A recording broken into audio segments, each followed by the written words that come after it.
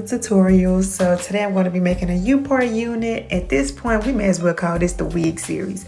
So I'm going to be using 3 different fingers just so I can see how much hair I want to leave out at the top. So I went with 2 fingers. Next, you're just going to draw your guidelines just like we always do. But I want you to peep when I get to the top.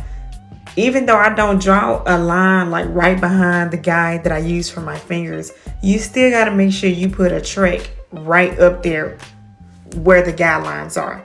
Because if you don't put a track right there, you're just going to have empty space up there. Okay, so like right here, boom.